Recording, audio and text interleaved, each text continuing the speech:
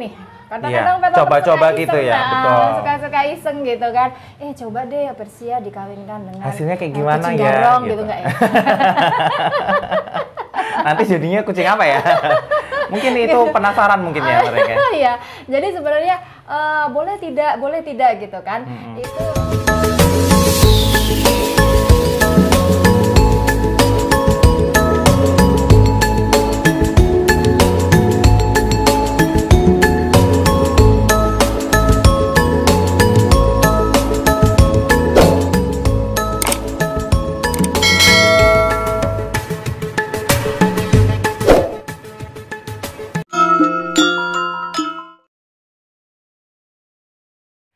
Assalamualaikum warahmatullahi wabarakatuh. Waalaikumsalam. Salam sejahtera untuk kita semua dan jumpa lagi di channel Hamzah Nata Bojonegoro, channel Cah Bojonegoro.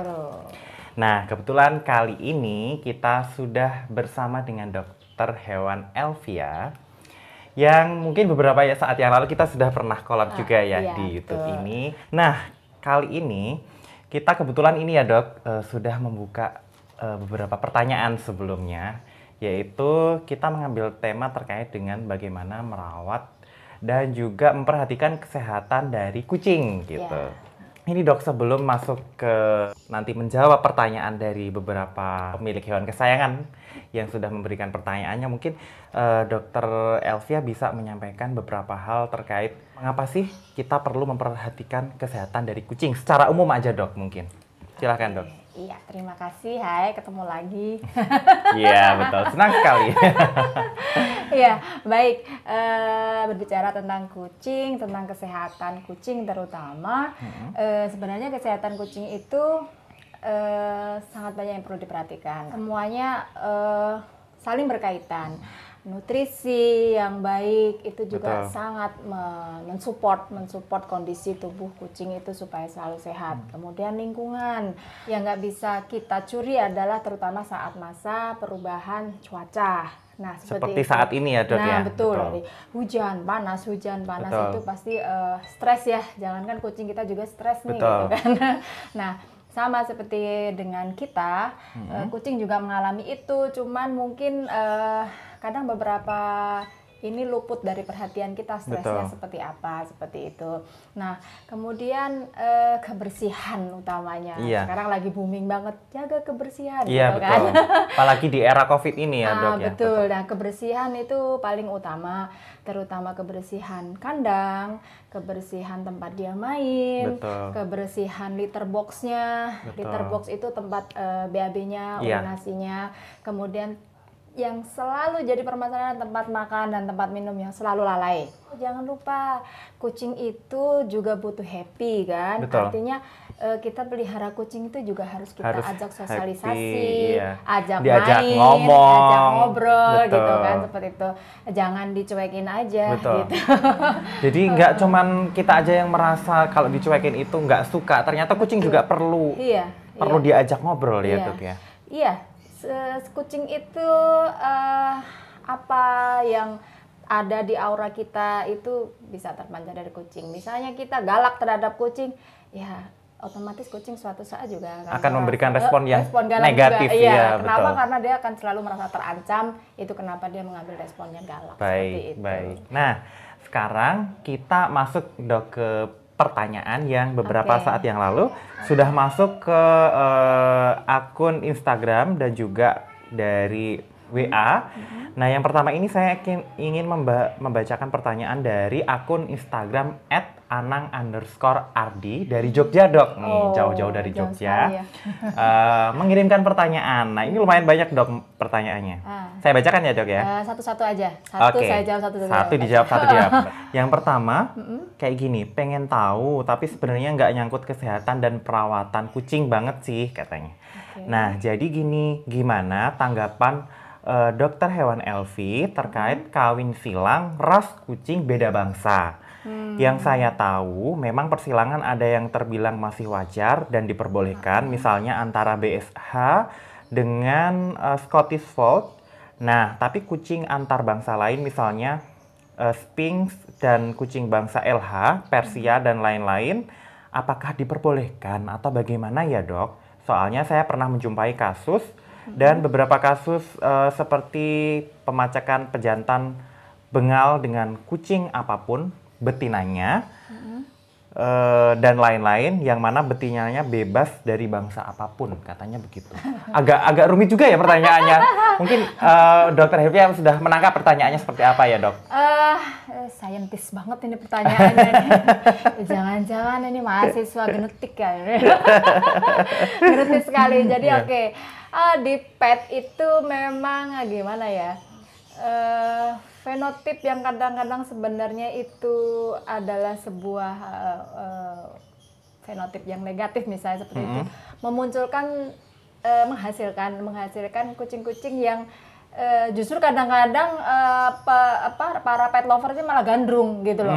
Padahal itu sebenarnya fenotip yang mungkin akan menimbulkan masalah gitu, cuman karena keunikannya mungkin ya, Dok? Karena dia unik kayak Manskin itu juga sebenarnya kan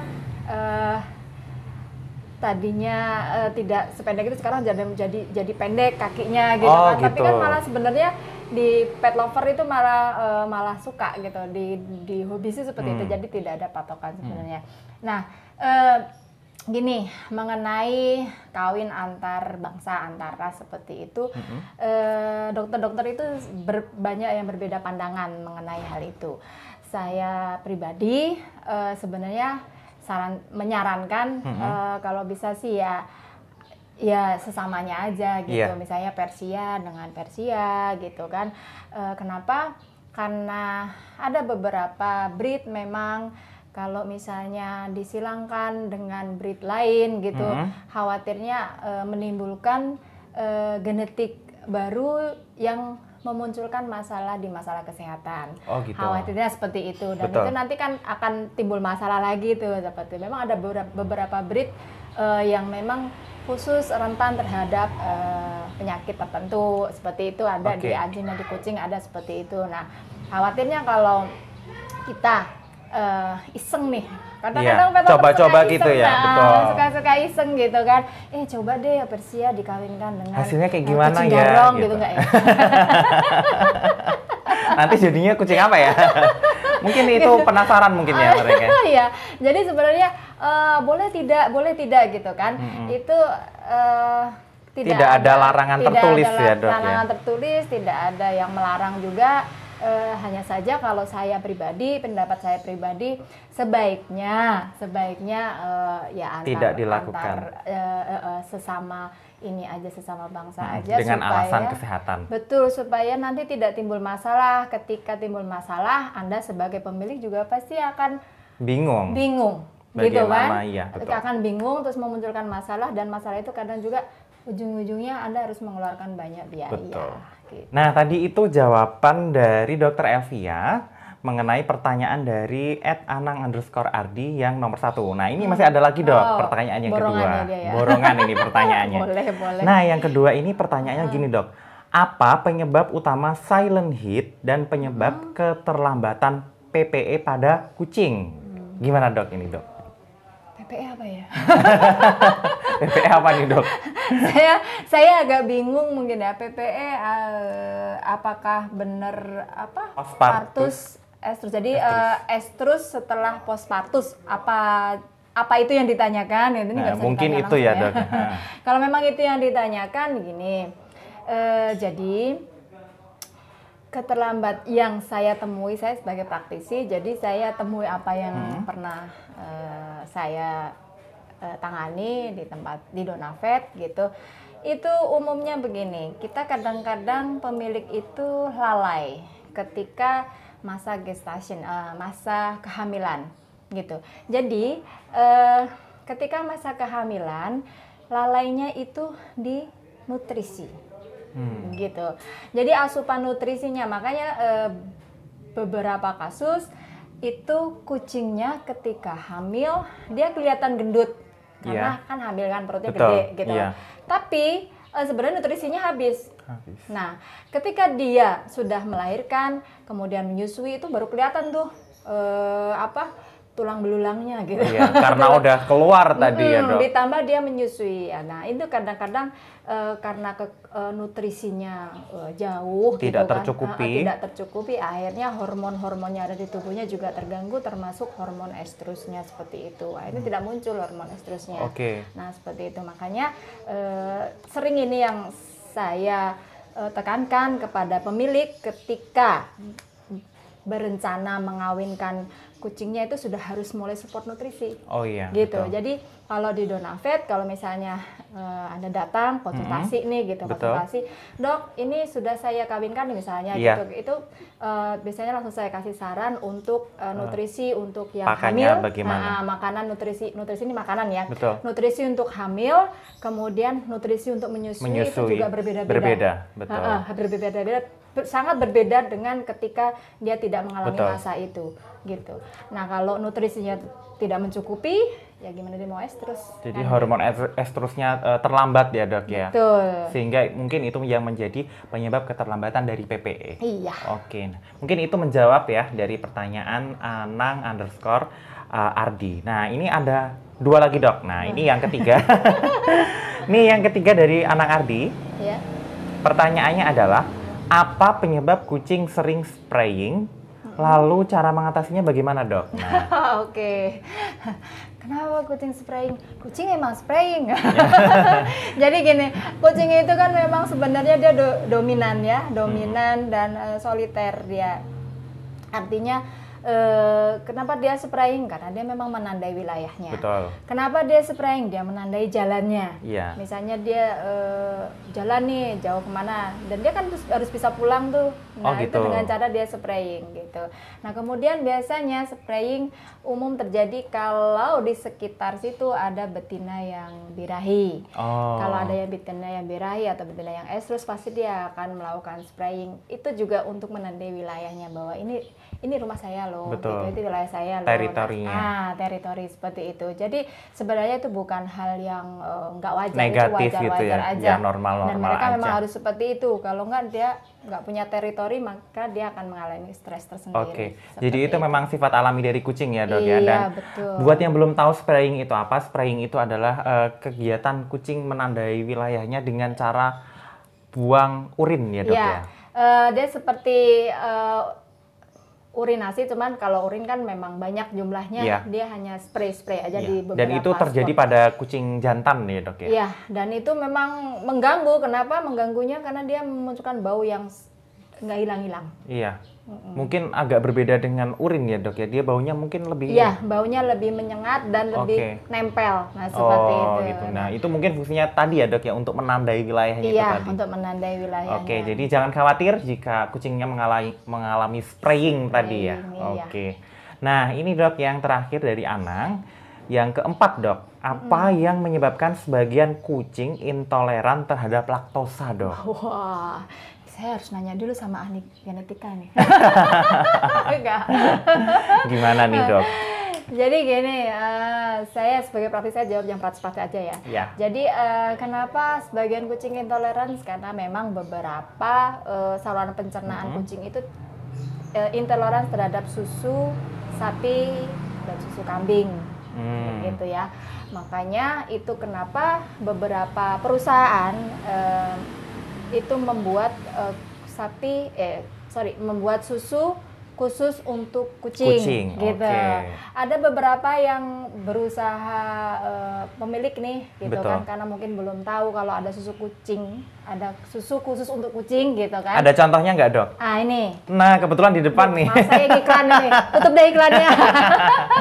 Ya, nah seperti ini salah satu produknya Royal Canin, dia Baby Cat. Iya, Baby Cat ini Baby susu. Cat milk. Susu memang diformulasikan khusus untuk kucing. Untuk kucing. Gitu.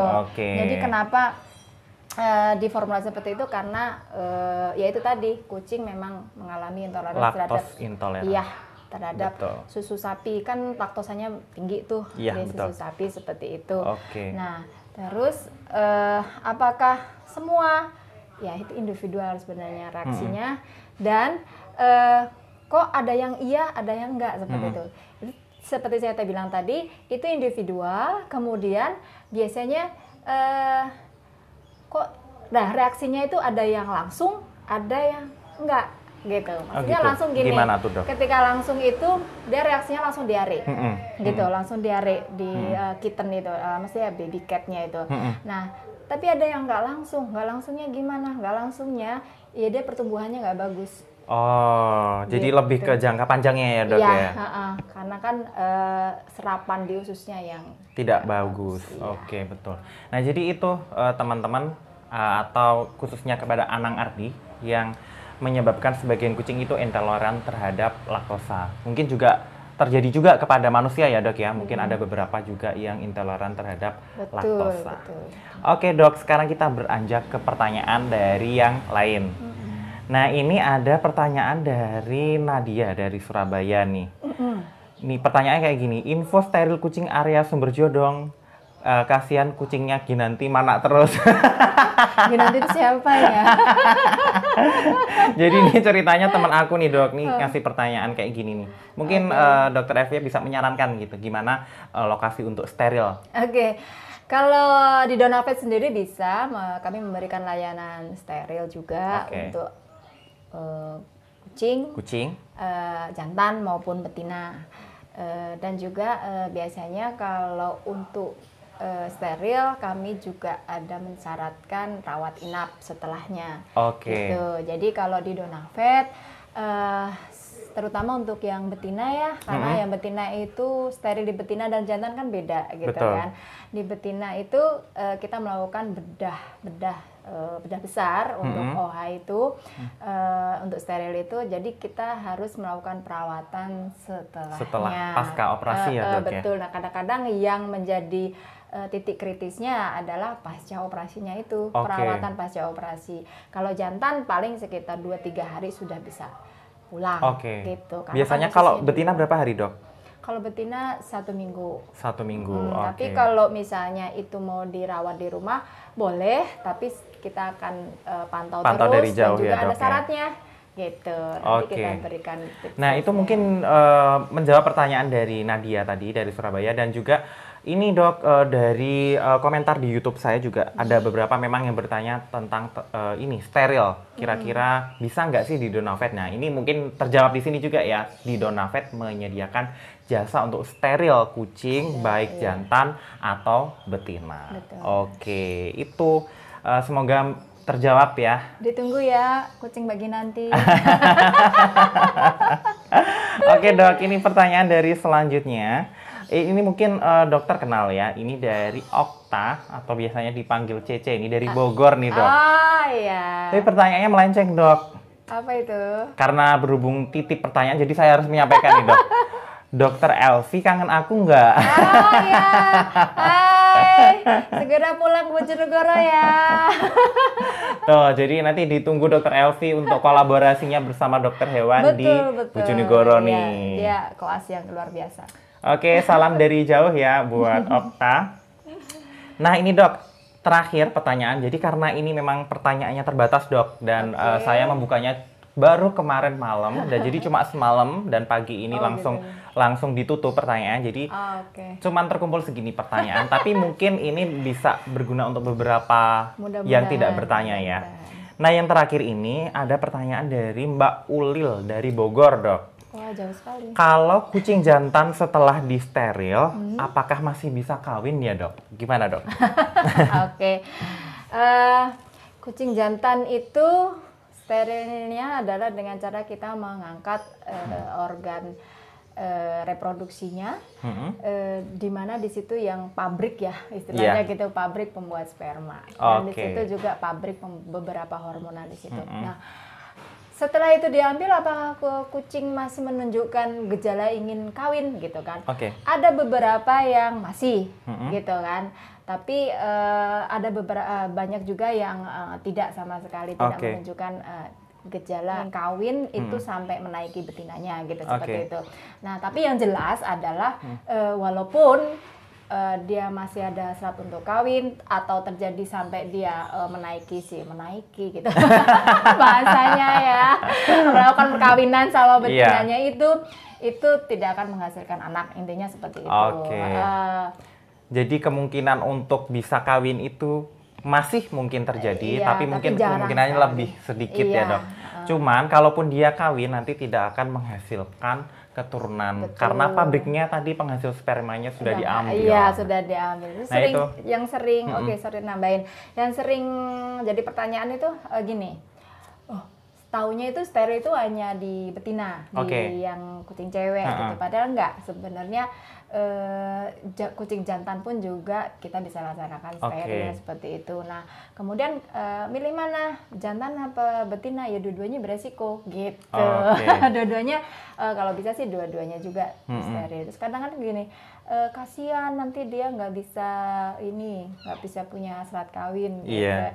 Sebenarnya masih punya asa tadi yang saya sampaikan untuk yang berjantan masih punya asa, tapi sangat sedikit karena hormonnya sudah sangat sedikit, kita sudah menurunkan hormon. Nah, terus kasihan dok, sebenarnya enggak. Jadi saya jelaskan sedikit tentang steril ya. Mohon maaf ini di luar konteks ada yang meyakini dari agama kita ya, kok kasihan sekali gitu. Saya melihatnya dari kacamata saya kedokteran aja gitu kan. Oke.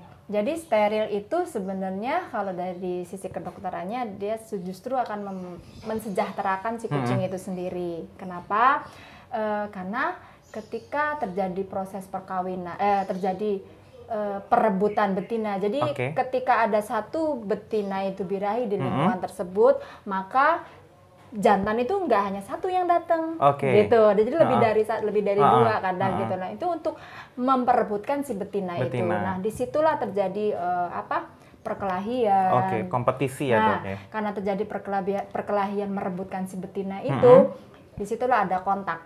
Gitu kan, ada kontak, mereka ada luka yang diakibatkan oleh perkelahian tersebut, kemudian transmisi penyakit, transmisi kutu dan lain sebagainya. Nah terus kadang gini, dok kucing saya hilang nih, sering pergi yang jantan. Nah itu ketika dia keluar rumah, akhirnya dia terlantar kan di luar itu. Nah itu makanya yang saya bilang jadi tidak sejahteranya tuh di situ. Kalau dia di steril untuk kucing jantan, kalau ada betina birahi gimana dia akan bengong aja? Enggak juga gitu kan. Beberapa masih spraying, gitu, masih spraying, masih berusaha mencari menandai wilayahnya, gitu seperti itu. Nah terus kasihan dong dia nggak kawin, sebenarnya nggak masalah juga mereka. Jangan disamakan dengan kita. Jadi sisi sejahteranya seperti itu, supaya dia nggak main terlalu jauh, karena dia kalau main terjauh itu kan 2-3 hari kemudian pulang dalam keadaan kotor, membawa penyakit terus kurus gitu, banyak yang seperti itu.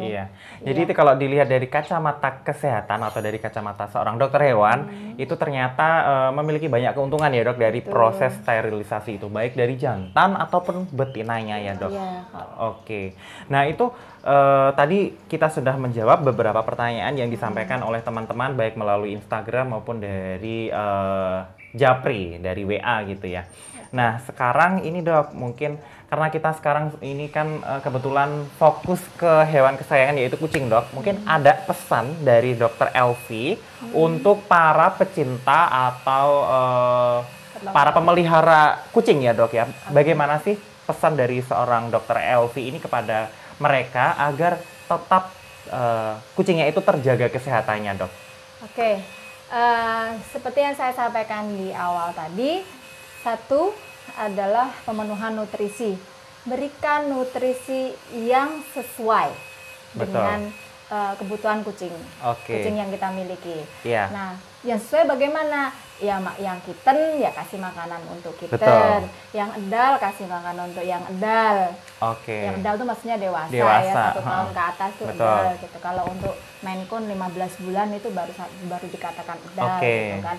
Nah, kemudian nutrisi ketika dia hamil, ketika dia melahirkan dan menyusui, kemudian nutrisi ketika dia berusia senior. Oke. Itu berbeda-beda kebutuhannya, jangan disamaratakan. Disamaratakan. Nah, kalau disamaratakan, kucingnya mau kok, mau Mau. aja, adanya yang itu Iya. seperti itu. Tapi nanti akan muncul permasalahan, satu di pencernaannya, kemudian akan berentet kemana-mana. Oke. Gitu. Nah, kemudian itu dari faktor nutrisi ya, tolong berikan yang sesuai. Nah, taunya dari mana, Dok? Ke dokter hewan, konsultasikan dengan dokter Betul. hewan Anda untuk nutrisi ini. Betul. Kemudian kedua, rutin vaksinasi nih, kita lagi vaksin COVID Iya, ini iya, ya. betul. Untuk di manusia lagi ini, begitu pun di hewan sudah lama sekali kami menyarankan untuk rutin vaksinasi. Vaksinasi ada tahapannya untuk yang usianya di bawah 1 tahun. Kalau kemudian tinggal diulang setiap tahun aja cukup. Kemudian obat cacing jangan lupa rutin 3 bulan sekali. Nah, tergantung ya, kalau lingkungannya kita kira-kira kucingnya sering main kotor-kotoran ya 2 bulan sekali lah seperti itu. Dan obat cacingnya jangan dikasih obat cacing manusia ya. Cari obat cacing yang khusus untuk kucing. Kenapa? Karena sangat beda isinya. Betul. Isinya dan juga dosisnya juga ya, Dok ya. Isinya beda. Kenapa saya katakan beda? Karena memang di kucing itu, maaf saya ngomong satu aja, misalnya Komandrin ya. Betul. Komandrin itu memang diperuntukkan untuk di manusia yang hanya memiliki cacing tambang di ususnya ya, sering terjadi kasusnya itu cacing tambang, cacing yang panjang gitu yang kayak benang itu. Nah, kalau di kucing itu nggak hanya itu, banyak, ada cacing pita, ada cacing ini. Nah, itu yang nggak habis dengan Komandrin. Nah, seperti itu. Obat cacing sudah, vaksinasi sudah, grooming. Nah, grooming ini juga krusial banget, Mas Hamzah, gitu kan. Kenapa? Dok, saya inilah mau grooming sendiri gitu. Boleh silahkan gitu kan. Boleh aja ini. Tapi syaratnya ketika grooming, terutama untuk yang long hair, mohon diperhatikan, nggak cukup dengan dihandukin terus dilepas. Long hair butuh perawatan lebih ekstra daripada yang short hair. Kalau untuk yang short hair, misalnya kucing lokal kita, itu cukup aja dihandukin, lepas sendiri, nanti dia kering sendiri. Tapi kalau untuk long hair nggak bisa, Anda harus blower sampai benar-benar kering. Nah, kalau tidak kering, apa permasalahannya? Kulit. Permasalahan kulit, bulu kusam dan lain sebagainya. Itu untuk groomingnya. Kemudian itu untuk di kucingnya ya. Sekarang di lingkungannya, tadi yang saya sampaikan, kandang bersihkan setiap hari. Terus dicatat setiap hari. Litter box otomatis harus setiap hari. Ganti pasir, kalau memang pasirnya sudah bau, pasti kita juga nggak enak. Gitu. Tidak nyaman di lingkungan. Kitanya nggak enak nih di rumah kita, bau urinnya kucing kan nggak enak gitu kan. Nah, bayangkan kalau kucing itu di dalam kandang dengan bau urinnya sendiri. Urin itu kan urea ya gitu. Jadi pernafasannya pasti terganggu. Nah, pernafasannya terganggu. Itu arahnya ke pernafasan. Kemudian cuci tempat makan dan tempat minum. Kenapa? Karena disitulah sarang bakteri. Nah, terus makan jangan dikasih pagi sampai sore. Jadi taruh pagi, nah itu buat makan dia sampai sore, jangan seperti itu. Karena apa? Ada kontaminasi bakteri dan lain sebagainya ketika di waktu yang sepanjang itu ya, gitu kan. Jadi makanan kucing karena sifatnya ngemil, sehari kasih makan sedikit-sedikit 3-4 kali. 3-4 kali. Dan banyak porsinya di malam hari. Karena dia lebih banyak makan, lebih banyak aktif malam di hari. malam hari. Ya. Terus air minum. Ini sangat krusial banget. Ya, Dok? Dan itu yang sangat banyak menimbulkan masalah pencernaan itu. Gimana tuh, Dok? Karena air minum. Dok, kucing saya itu sering minum di keran, sering minum di toilet. Nah, itu yang bikin gangguan pencernaan tuh di situ, gitu kan. Nah, itu kenapa? Karena minuman yang kita sediakan di tempat minumnya itu nggak seger. Gitu. Jadi dia cari-cari ya, Dok, di tempat lain. Dia cari-cari minuman yang segar. Terus kucing itu pembersih loh. Kalau air minumnya ketetesan semut satu atau ketetesan bulu satu, dia nggak mau minum. Gitu. Ya. Jadi saran saya untuk tempat minum, jangan sediakan cuma satu tempat. Kemudian pemberiannya juga sama seperti makanan ya, harus sesering mungkin. Kalau perlu kasih air kulkas kalau memang cuaca lagi panas banget. Oke. Itu wadah sudah ya, wadah makan, liter boxnya sudah. Nah, kalau all itu semua jangan lupa ajak sosialisasi, ajak main, gitu kan supaya dia juga jadi kucing yang friendly. Nah, itu aja tips dari saya. Oke, sangat lengkap sekali tips dari Dokter Hewan Elvia ini. Nah, tentunya mungkin bagi teman-teman yang masih ragu nih, kucingnya sudah dilakukan beberapa treatment itu dan memiliki masalah, harus segera dikonsultasikan dengan dokter hewan. Betul. Dan itu harus dilakukan sesegera mungkin, karena jika terlambat mungkin akan justru memperparah atau memperpanjang dari efek yang ditimbulkan ya dok ya? Iya, sebenarnya gini, kalau saya sih prinsip saya saya pribadi gitu, sebisa mungkin mencegah daripada mengobati. Kenapa? Dari sisi biaya juga pengobatan itu jauh lebih banyak gitu kan. Nah, grooming nggak apa-apa, silakan grooming sendiri di rumah. Tapi keuntungan Anda untuk grooming di tempat yang ada praktek dokter hewannya, Anda bisa berkonsultasi dengan dokternya. Nah, saat datang kan dicek tuh, kalau di Donavet ya kita cek dulu timbang berat badannya, dilihat body score-nya, kemudian kita cek kondisinya seperti apa. Nah, dari situlah nanti pemilik bisa berkonsultasi ya, dengan dokter hewan. Itu keistimewaan kalau Anda grooming di tempat dokter yang ada praktek dokter hewan. Iya. Nah, itu teman-teman dulur-dulur dari Hamzah Nata yang mungkin penasaran dengan Dokter Hewan Elvia dan ingin berkonsultasi langsung dengan Dokter Elvia, bisa datang ke lokasi praktek dokter hewan dari Dokter Elvia ini di Donavet ya, dok namanya. Donavet alamatnya di mana nih dok? Donavet di Jalan Kiai Haji Hasyim Asy'ari, Gang Cala nomor 10, Bojonegoro. Bojonegoro. Di tengah kota, kalau ada alun-alun nggak jauh lah dari alun-alun. Deket dengan alun-alun. Iya. Nah, mungkin juga bisa dicari di Google Maps ya dok. Iya, gampang betul. Sekali sudah ada di Google Maps. Namanya Donavet. Nah, karena banyak sekali dari kalian yang bertanya di mana itu lokasinya Donavet, jangan lupa kunjungi di Donavet dan konsultasikan dengan dokter hewan ahlinya, yaitu Dokter Hewan Elvia dan beserta suaminya juga. Nah, itu bisa datang langsung ke Donavet dan bisa dicari di Google Maps. Mungkin itu ya dok yang bisa kita sampaikan. Oke, terima kasih. Semoga bermanfaat. Betul, semoga bermanfaat yang bisa kita sampaikan. Mungkin jika ada pertanyaan lebih lanjut ya dok, bisa komen-komen di kolom komentar di bawah ini. Nah, itu aja yang bisa kita sampaikan. Dan terima kasih, sampai jumpa lagi bersama Q&A dengan Dokter Hewan Elvia di Donavet. Wassalamualaikum warahmatullahi wabarakatuh.